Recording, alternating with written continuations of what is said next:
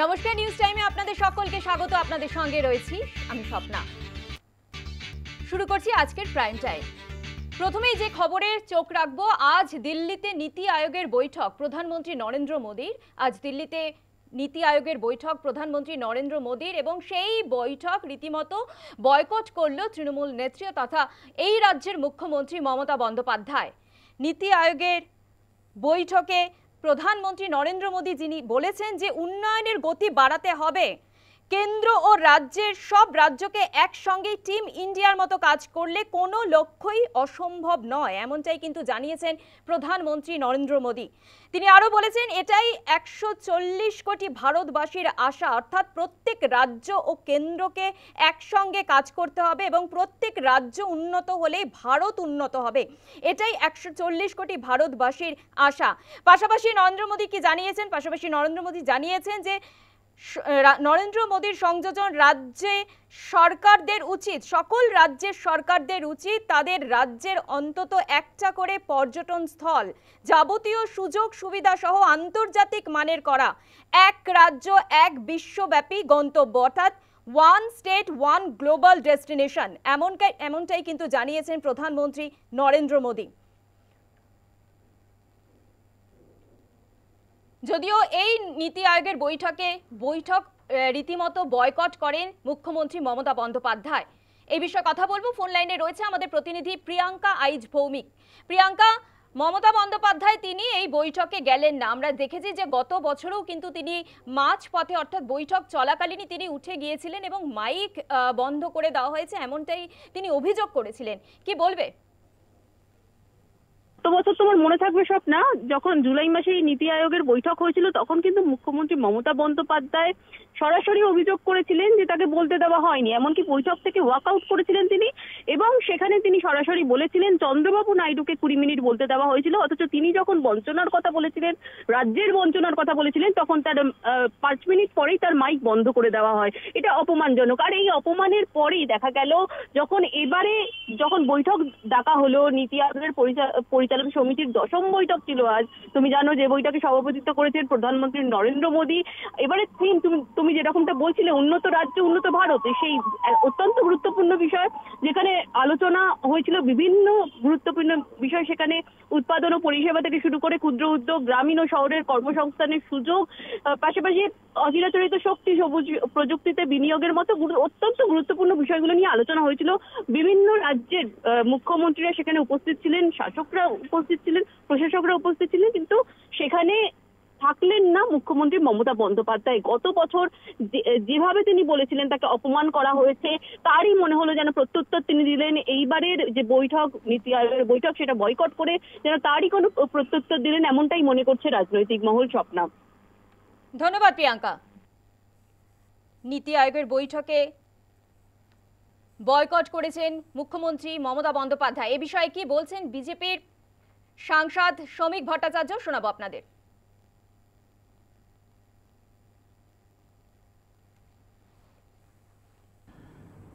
নীতি আয়োগের বৈঠকে যোগ দিচ্ছেন না মুখ্যমন্ত্রী।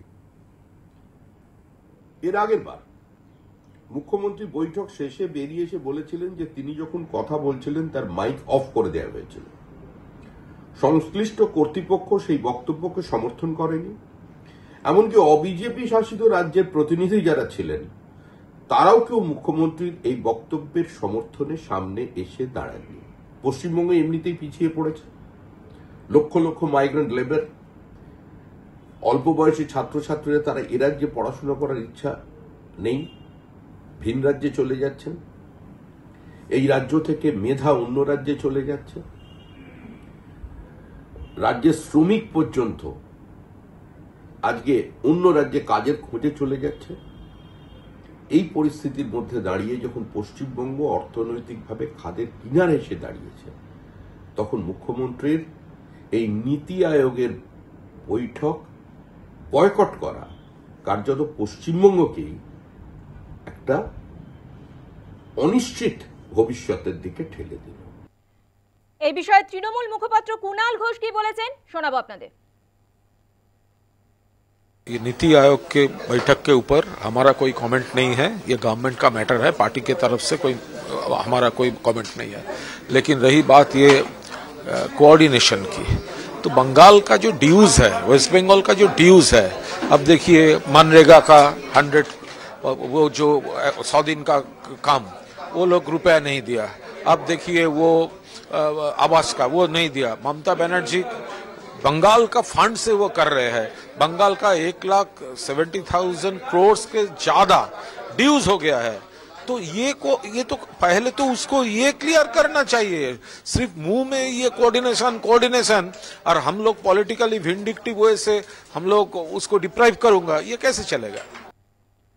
আজ দিল্লিতে নীতি আয়োগের বৈঠক বয়কট করল তৃণমূল, গেলেন না মমতা বন্দ্যোপাধ্যায়। আমরা জানি গত বছরও তো তিনি এই বৈঠক থেকে রীতিমতো মাঝ পথে তিনি উঠে আসেন এবং মাইক বন্ধ করে দেওয়া হয়েছে এমনটাই অভিযোগ করেছিলেন মমতা বন্দ্যোপাধ্যায়। এবার নীতি আয়োগের বৈঠকে গেলেনই না মমতা বন্দ্যোপাধ্যায়। যদিও প্রধানমন্ত্রী নরেন্দ্র মোদী তিনি কিন্তু সকল রাজ্যের মুখ্যমন্ত্রীদের আমন্ত্রণ করেছিলেন এবং প্রধানমন্ত্রী যেটা বলেছেন এই বৈঠকে যে প্রত্যেক ভারতীয়রই লক্ষ্য উন্নত ভারত, প্রত্যেক রাজ্য উন্নত হলে ভারত উন্নত হবে এমনটাই কিন্তু জানিয়েছেন।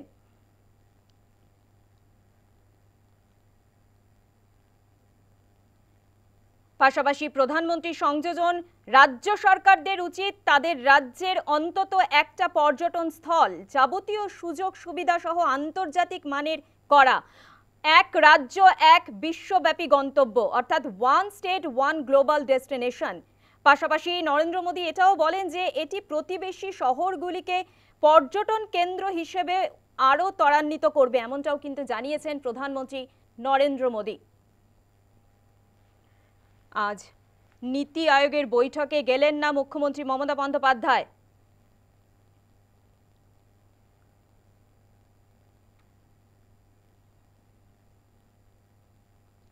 আমাদের সঙ্গে টেলিফোন লাইনে রয়েছেন রাজনৈতিক বিশেষজ্ঞ প্রতীক চট্টোপাধ্যায়। প্রতীকবাবু, আপনাকে নিউজ টাইমে স্বাগত।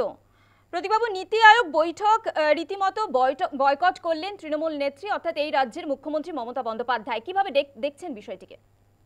এই বিষয়টাকে আপনারা মানে বিচ্ছিন্নভাবে না দেখে এটাকে লাগাতার কেন্দ্রের সঙ্গে রাজ্যের যে সংঘাতপূর্ণ আবহাওয়া সেটাতেই দেখতে হবে এবং মুখ্যমন্ত্রী মমতা বন্দ্যোপাধ্যায় একটা বার্তা দেওয়ার চেষ্টা করলেন যে জাতীয় নিরাপত্তার ব্যাপারে দেশের স্বার্থ যেখানে জড়িত সেখানে প্রতিনিধি দলে তৃণমূল কংগ্রেসের থেকে অভিষেক বন্দ্যোপাধ্যায়কে যেমন পাঠালেন, আবার রাজ্যের স্বার্থ যেখানে রয়েছে এবং যে স্বার্থ কেন্দ্রীয় সরকারের নীতি আয়োগ কমিটির বৈঠকে গেলেও খুব একটা লাভ হবে না বলেই তিনি মনে করেন, সেই জন্য তিনি বয়কট করলেন। দুটো কারণ এর পেছনে রয়েছে। এক হচ্ছে যে কেন্দ্রের যে টাকা যেগুলো বাকি আছে বকেয়া, সেগুলো কিছুতেই কেন্দ্র মানছে না যে এগুলো বকেয়া আছে, ফলে সেখানে একটা রাজনৈতিক অভিসন্ধি রয়েছে টাকা দেওয়ার ক্ষেত্রে রাজ্যের। এবং আরেকটা কারণ যেটা খুবই গুরুত্বপূর্ণ সেটা হচ্ছে রাজ্যপালের যে বিভিন্ন হস্তক্ষেপ এবং রাজ্যপাল কেন্দ্রের কাছে রিপোর্টও পাঠিয়েছে মুর্শিদাবাদ ঘটনার পরে যে এখানে একটা পরিস্থিতি এমন যে রাষ্ট্রপতি শাসন জারি করতে হতে পারে এবং রাজ্যপালের সঙ্গে উপাচার্য নিয়েও রাজ্যের একটা সরকারের একটা মতবিরোধ চলছে। ফলে এর মতো অবস্থায় মমতা বন্দ্যোপাধ্যায় তিনি একটি বলিষ্ঠ উদাহরণ রাখলেন এবং এই নীতি আয়োগের বৈঠকে না গিয়ে যাতে কেন্দ্র সরকার খানিকটা চাপে পড়ে। সামনে তো অনেকগুলো নির্বাচন আসছে, পশ্চিমবঙ্গে নির্বাচনও আসছে আগামী বছর, ফলে বকেয়া টাকা মেটানোর যে দাবি সেই দাবিটা আরো জোরালো করে তুলবে বলেই তৃণমূল কংগ্রেসের পক্ষ থেকে কেউ যাচ্ছে না নীতি আয়োগের বৈঠকে। ধন্যবাদ প্রদীপবাবু।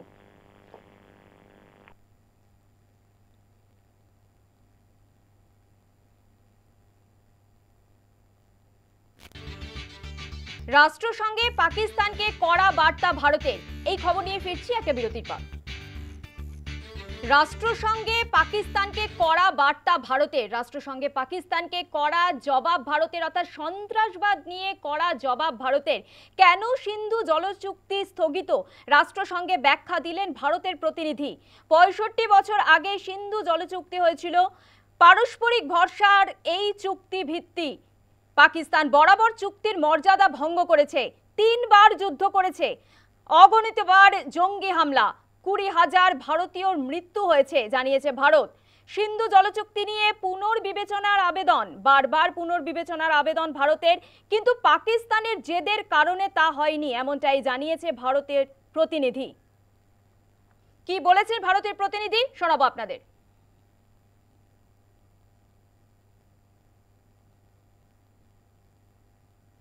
India entered into the Indus Water Treaty 65 years ago in good faith. The preamble of the treaty describes that the treaty was concluded in a spirit of goodwill and friendship. Throughout the 6.5 decades, Pakistan has violated the spirit of the treaty by inflicting 3 wars and thousands of terror attacks on India. In the last 4 decades, more than 20,000 Indian lives have been lost in terror attacks, the most recent of which was a dastardly targeted terror attack on tourists in Pahalgam last month. India has shown extraordinary patience and magnanimity throughout this period. In these 65 years, far-reaching fundamental changes have taken place not only in terms of escalating security concerns through cross-border terror attacks, but also growing requirements for producing clean energy, climate change, and demographic change. Technology for dam infrastructure has transformed to ensure safety and efficiency of operations and water use. Some of the old dams are facing serious safety concerns. However, Pakistan has continued to block consistently any changes to this infrastructure and any modifications to the provisions which is permissible under the treaty. টোকিওতে বক্তব্য রাখলেন অভিষেক বন্দ্যোপাধ্যায়, আর বক্তব্য রাখতে গিয়েই পাকিস্তানকে তুলোধনা। টোকিওতে বক্তব্য রাখলেন অভিষেক বন্দ্যোপাধ্যায়। সন্ত্রাসবাদ পাগলা কুকুর আর পাকিস্তান তার প্রভু, এমনটাই জানিয়েছেন। বিশ্বের সব দেশকে একজোট হতে হবে সন্ত্রাসবাদের বিরুদ্ধে। পাকিস্তান যে ভাষায় বোঝে সেই ভাষাতেই শিক্ষা দেওয়া প্রয়োজন। শিক্ষা দিতে দায়বদ্ধ ভারত, নির্ভুলভাবে দায়িত্ব সহকারে প্রত্যাঘাত করতে হবে। কি বলেছেন অভিষেক বন্দ্যোপাধ্যায় শোনাবো আপনাদের। लेकिन जब देश की बात हो, हम सब एक है, इसमें कोई दो राय नहीं है। और हम इसलिए यहाँ पे आए हैं। ये जो पिक्चर्स हम लोग दिखाए हैं आपको, आप सबने अब तक इसको सोशल मीडिया में देख चुके हैं। और इस बार हम लोग तैयारी के साथ आए हैं। अब चाहे ओसामा बिन लादेन हो, उसके बाद एक के बाद एक लश्कर तैयबा, जैश ए मोहम्मद, और ये जो पहलगाम वाला इंसिडेंट हुआ, ये आप सबको मैं इसलिए बता रहा हूं। मैं चाहता हूं कि आप यहाँ पे रहते हैं, देश का एक रिप्रेजेंटेटिव की तरह आप अपने कम्युनिटी में भी इसको लेके चर्चा करें। पाकिस्तान हर बार यही दिखाता है कि हम विक्टिम बन गए। भाई, हम पड़ोसी तो नहीं चुन सकते। That Pakistan needs to be taught a lesson in the language they understand. If terrorism is a rabid dog, Pakistan is a wild handler. So we first need to bring the world collectively to combat this wild handler. Otherwise, this wild handler will end up breeding and raising more rabid dogs. So we will not bow down before them. And we will make sure India is responsible. All our attacks and actions have been responsible, made with precision and non-escalatory.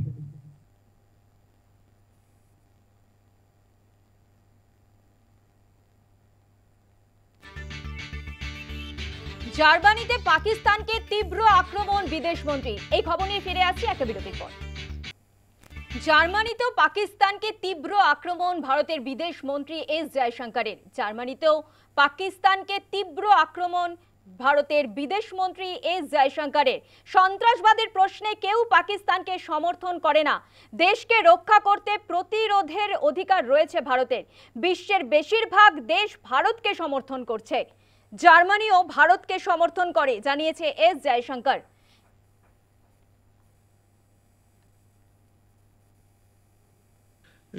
When it comes to terrorism, I think today, there's virtually no country which would say, I approve of what is done, or no country which would say, I don't condemn what was done. And if I were to say, I have the right to defend myself, my people, I have the right to secure my country, I think much of the world would agree with me. And I'm happy to say that Germany does. We are very encouraged both by the very early condemnation of the terrorist attack, as well as the very clear message which we got on the 7th of May, and again today from Minister Wariful, that Germany recognizes India's right to defend itself against terrorism.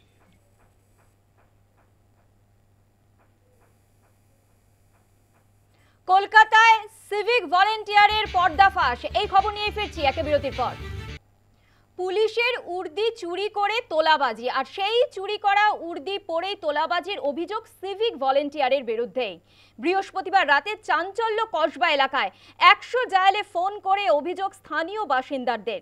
গ্রেফতার অভিযুক্ত civic volunteer Neeraj Singh. অভিযোগ তোলাবাজির সময় ধৃত মদ্যপ ছিলেন। ধৃত নীরজ সিং প্রগতি ময়দান থানার কর্মরত ছিলেন, এমনটাই কিন্তু জানা গিয়েছে। নিউজরুম থেকে সরাসরি রয়েছে আমাদের প্রতিনিধি মৌমিতা মিত্র। মৌমিতা, যেটা জানা গিয়েছে একেবারে পুলিশের উর্দি চুরি করেই পুলিশ সিভিক ভলেন্টিয়ার তিনি তোলাবাজি করছেন, কি বলবে? একেবারে স্বপ্না, দেখো বারবার করে আমরা দেখছি বিভিন্ন জায়গায় সিভিক ভলান্টিয়ারদের বিরুদ্ধে যে ধরনের দাদাগিরির অভিযোগ উঠছে, সেখানে কিন্তু দেখা যাচ্ছে অভিযোগের তীর এই যে সিভিক ভলান্টিয়ারদের বিরুদ্ধে, সেখানে তাদেরকে যথাযথভাবে ট্রেনিং দেওয়া হচ্ছে না, সেই বিষয়টাই কিন্তু অনেকে মনে করছেন। যে ঘটনা ঘটেছে কসবা এলাকায়, তোমার নিশ্চয়ই মনে থাকবে যে চলতি সপ্তাহেই পাঁশকুড়াতে আমরা দেখলাম যে একটি ছোট্ট কিশোর, তাকে কিন্তু চিপসের প্যাকেট চুরির অপবাদে রীতিমতো সেই ঘটনাতেও কিন্তু সিভিক ভলান্টিয়ার তিনিও কিন্তু কাঠগড়ায় তার নাম উঠে এসেছিল। এবং এক্ষেত্রে বৃহস্পতিবার রাতের ঘটনা কসবা এলাকায় স্থানীয় বাসিন্দাদের নজরে প্রথমে বিষয়টি আসে যে নীরজ কুমার সিং, যিনি আদতে প্রগতি ময়দান থানার একজন সিভিক ভলান্টিয়ার, তার সঙ্গে আরও একজন সিভিক ভলান্টিয়ার ছিলেন আসিফ আলী। তারা দুজনে মিলে কর্তব্যরত যে পুলিশের বাইক, সেই বাইক নিয়ে সেখানে উপস্থিত ছিলেন। এবং নীরজ সিংয়ের বিরুদ্ধে অভিযোগ, একজন সিভিক ভলান্টিয়ার হওয়া সত্ত্বেও পুলিশের উর্দি পরে তিনি রীতিমতো ওই এলাকায় তোলাবাজি করছিলেন এবং স্থানীয় মানুষজনদেরকে হুমকি দেওয়া, শাসানির একটা অভিযোগ সামনে আসছে। স্থানীয় বাসিন্দারা বিষয়টি নজরে আসার পর 100 ডায়ালে ফোন করেন এবং তারপরে কসবা থানার পুলিশ ঘটনাস্থলে আসে। একেবারে হাতে নাতে পাকড়াও করা হয় এই নীরজ কুমার সিংকে এবং তারপরে তাকে গ্রেফতার করে আজকে তাকে আলিপুর আদালতে পেশ করা হয়েছিল। 6 জুন পর্যন্ত পুলিশি হেফাজতের নির্দেশ দেওয়া হয়েছে।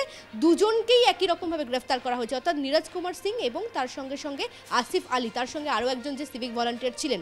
এবং এক্ষেত্রে যে প্রশ্ন উঠছে যে সিভিক ভলান্টিয়ারদের জন্য কিন্তু নির্দিষ্টভাবে গাইডলাইন রয়েছে, সুপ্রিম কোর্টের নির্দিষ্ট গাইডলাইন রয়েছে, হাইকোর্টের নির্দিষ্ট গাইডলাইন রয়েছে এবং বারবার করে আমরা দেখেছি যে সিভিক ভলান্টিয়ারদের যখন এই ধরনের ঘটনা সামনে আসে, বলা হয় যে আইন শৃঙ্খলাজনিত কোনো কাজে সিভিক ভলান্টিয়ারদেরকে ব্যবহার করা যাবে না, তাদের যাতে প্রপার ট্রেনিং দেওয়া হয়, তাদের ঠিক কী কাজ সেই বিষয়টা তাদেরকে পরিষ্কারভাবে বোঝাতে হবে।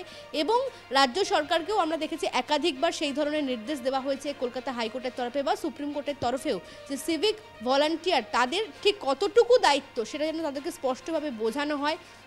এবং প্রাথমিকভাবে আমরা দেখেছিলাম যে সিভিক ভলান্টিয়ারদের শিক্ষাগত যোগ্যতা মাধ্যমিক পাস ছিল, পরবর্তীকালে সেই নিয়ম পরিবর্তন করা হয়। এখন বর্তমান নিয়ম অনুযায়ী 8ম শ্রেণী উত্তীর্ণ হলেই কিন্তু একজন সিভিক ভলান্টিয়ার হিসেবে কর্মরত তিনি সেই চাকরিতে তিনি কিন্তু আবেদন করতে পারেন। এবং যেটা বিভিন্ন মহল থেকে যে প্রশ্ন উঠছে যে বিভিন্ন সময় আমরা দেখেছি সিভিক ভলান্টিয়ারদের বিরুদ্ধে এই ধরনের যে গুরুতর অভিযোগ, যেটা পাঁশকুড়ার ঘটনার কথা বলছিলাম, এর আগে আমরা দেখেছিলাম যে গত মার্চ মাসে সেখানেও এরকম একটা অভিযোগ সামনে এসেছিল, যেখানে আমরা দেখতে পাই যে রীতিমতো 3 জন সিভিক ভলান্টিয়ারদের বিরুদ্ধে অভিযোগ উঠেছিল। একেবারে মালদহের সেই ঘটনা, এক গাড়ি চালককে তার দাবি মতো তোলা না দেওয়ায় তাকে রীতিমতো হেনস্থা করা হয় বলে অভিযোগ। এবং আরজি করার ঘটনা আমরা প্রত্যেকেই জানি, সেই ঘটনায় মূল অভিযুক্ত হিসেবে সিভিক ভলান্টিয়ার সঞ্জয় রায়কে দোষী সাব্যস্ত করা হয়েছে। তার সেই ঘটনা একেবারে দেশ জুড়ে তোলপাড় ফেলে দিয়েছিল। এবং সর্বোপরি এর পরবর্তীতেও আমরা দেখেছি যে আরও একটি ঘটনা, বড়নগরের একটি ঘটনা ঘটেছিল, সেখানেও সিভিক ভলান্টিয়ারের বিরুদ্ধে একেবারে লাঠি উঁচিয়ে তেড়ে আসার অভিযোগ ওঠে। এক্ষেত্রেই মৌমিতা প্রশ্ন উঠছে যে এই সঞ্জয় রায়ের কথা তুমি বললে, যে একেবারে আমরা জানি আরজিকর কাণ্ডে ধৃত এই সঞ্জয় রায়, তিনিও একজন সিভিক ভলান্টিয়ার ছিলেন, সেক্ষেত্রে দাঁড়িয়ে এত সাহস এরা পাচ্ছে কোথা থেকে, কি বলবে? একেবারে দেখো, পুলিশ কর্তাদের একাংশ তারা কিন্তু প্রকারান্তরে স্বীকার করে নিচ্ছেন যে বর্তমানে শহর কলকাতার যে আইন শৃঙ্খলা ব্যবস্থা, সেখানে কিন্তু অনেকটাই নির্ভর করছে এই সিভিক ভলান্টিয়ারদের ওপর। কারণ প্রত্যেকটি থানায় যত সংখ্যক পর্যাপ্ত পুলিশ কর্মী বা পুলিশ আধিকারিক থাকা প্রয়োজন, সেই সংখ্যায় কিন্তু নেই।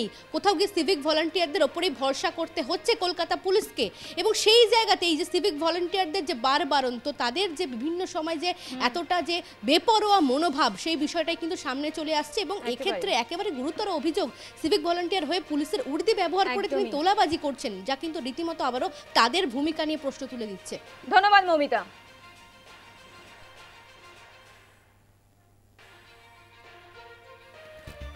এবার শিক্ষামন্ত্রীকে সাক্ষাতের ডেডলাইন বেঁধে দিলেন আন্দোলনরত চাকরিহারা শিক্ষকরা। এই খবর নিয়ে ফিরে আসছে একটা বিরতির পর। শিক্ষামন্ত্রীকে ডেডলাইন, চাকরিহারা শিক্ষকদের সোমবারের মধ্যে দেখা করতে হবে, না হলে সাড়া না দিলে কার্যত বৃহত্তর কর্মসূচির হুঁশিয়ারি। শিক্ষামন্ত্রীদের ডেডলাইন, চাকরিহারাদের শিক্ষামন্ত্রীকে দেখা করতে হবে সোমবারের মধ্যেই। সাড়া না পেলে বৃহত্তর কর্মসূচি। এ বিষয়ে চাকরিহারা শিক্ষকরা কি বলেছেন শোনাবো আপনাদের।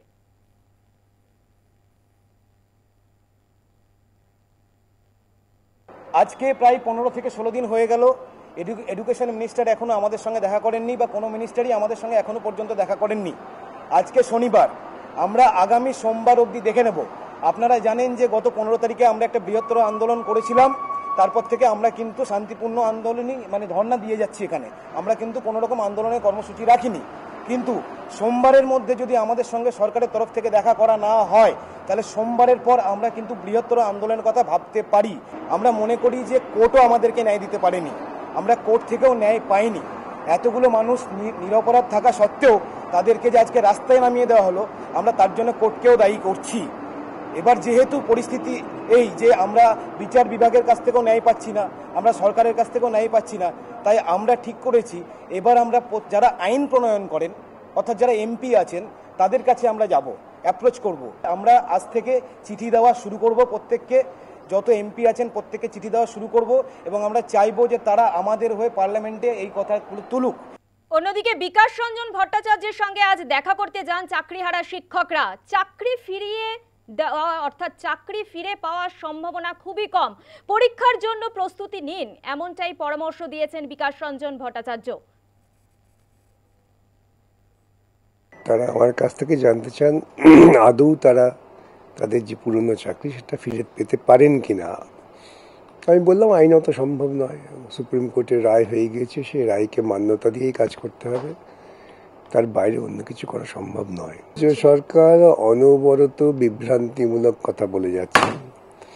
প্রথমত রাজ্য সরকার তো নির্দিষ্ট করে বলছেন না কারা দুর্নীতিগ্রস্ত কারা দুর্নীতিগ্রস্ত নয়। আর দ্বিতীয় কথা, সে কথা বললেও এখন সুপ্রিম কোর্টের যে রায় হয়েছে সে রায়ের পরিবর্তনের কোনো আশা নেই। এখানে যোগ্য অযোগ্য প্রশ্ন নয়, প্রশ্ন হচ্ছে একদল সরাসরি দুর্নীতির সঙ্গে যুক্ত আর একদল দুর্নীতির শিকার। এখন রাজ্য সরকারের পক্ষ থেকে তো দুর্নীতির সঙ্গে যারা যুক্ত তাদের লিস্ট বার করাটা ওদের পক্ষে কষ্টকর, কারণ তারা তো চেপে ধরবেন না যে তোমরাই টাকা নিয়েছো, আবার তোমরাই আমাদের দুর্নীতিগ্রস্ত বলে দাগিয়ে দেওয়ার চেষ্টা করছো। তবে সুপ্রিম কোর্টের রায় হয়ে গিয়েছে, সেই রায়কে পাল্টে দেওয়াটা সম্ভব না। রাজ্য সরকার ইতিমধ্যেই দরখাস্ত করে সুপ্রিম কোর্টের কাছে স্বীকার করে এসেছে যে তারা নতুন পরীক্ষা চালু করবে, সুতরাং তাদের পক্ষে আর রিভিউ করার কিছু নেই। নিউ টাউনে আম পাড়া নিয়ে বিবাদের জের আর ভাইকে খুনের অভিযোগ দাদার বিরুদ্ধে। এই খবর নিয়ে ফিরে আসি একটা বিরতির পর। নিউ টাউনে আম পাড়া নিয়ে বিবাদের জের আর তার জেরেই ভাইকে খুনের অভিযোগ দাদার বিরুদ্ধে। নিউ টাউনে আম পাড়া নিয়ে বিবাদের জের এবং ভাইকে খুনের অভিযোগ দাদার বিরুদ্ধে। দাদা প্রশান্ত রায়ের জমিতে আম গাছ, সেই গাছ থেকেই আম পাড়ায় বচসা। সরাসরি ঘটনাস্থল থেকে রয়েছে আমাদের প্রতিনিধি সন্তোষ ঠাকুর। সন্তোষ, অত্যন্ত নির্মমজনক একটি ঘটনা যে আম পাড়া নিয়ে, সামান্য আম পাড়া নিয়ে ভাইকে খুন করলো দাদা, বিস্তারিত জানবো। একদমই, দেখো তোমাকে জানাবো আজ সকালবেলার ঘটনা নিউ টাউন এলাকা, যেখানে দুই ভাইয়ের গন্ডগোল বহুদিন থেকে চলছিল, কিন্তু আজ সকালবেলা হয় যখন এই সুশান্ত তিনি যখন নিজের দাদার জমিতে যান, সেখানে একটি আমের বাগান থাকে এবং সেই আমের গাছ থেকে আম পাড়তে শুরু করেন। এবং এই যখন বড় দাদা জানতে পায় যে সুশান্ত তিনি আম ভাঙছেন তার গাছ থেকে, তখন প্রশান্ত তিনি পৌঁছান তিনি আম গাছের অর্থাৎ আম বাগানে। সেইখানে সুশান্তকে ধরে মারধর করে এই প্রশান্ত, এবং তোমাকে জানাবো বাঁশ দিয়ে তারা প্রশান্ত নিজের ভাইকে মারধর করতে থাকে। তারপরে তখন তার যে এই সুশান্তর যখন বউ অর্থাৎ স্ত্রী যখন বাঁচাতে আসে, তখন প্রশান্ত তার স্ত্রীকেও মারধর করে, মাথা ফাটিয়ে দেয়। এরপরে এলাকার লোকজনরা যখন দেখতে পায় কি রক্তাক্ত অবস্থায় মাটিতে লুটিয়ে আছেন, তারপরেই এই সুশান্তকে নিয়ে যাওয়া হয় নিউ টাউন একটি বেসরকারি হাসপাতাল, কিন্তু চিকিৎসকরা মৃত বলে ঘোষণা করে। তারপর তার দেহকে পাঠানো হয় বিধাননগর মহকুমা হাসপাতাল, এবং ইতিমধ্যে মহকুমা হাসপাতাল থেকে আর.জি.কর হাসপাতালে পাঠানো হয়েছে ময়নাতদন্তের জন্য।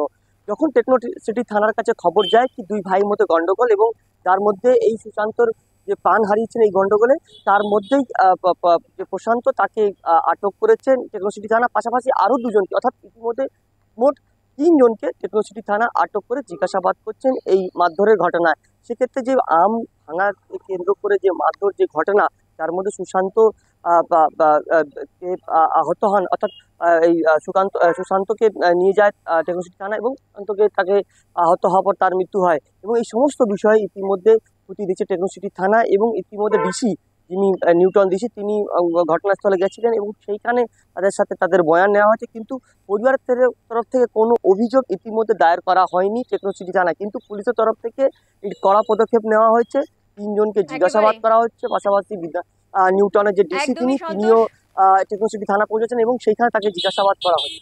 ধন্যবাদ সন্তোষ।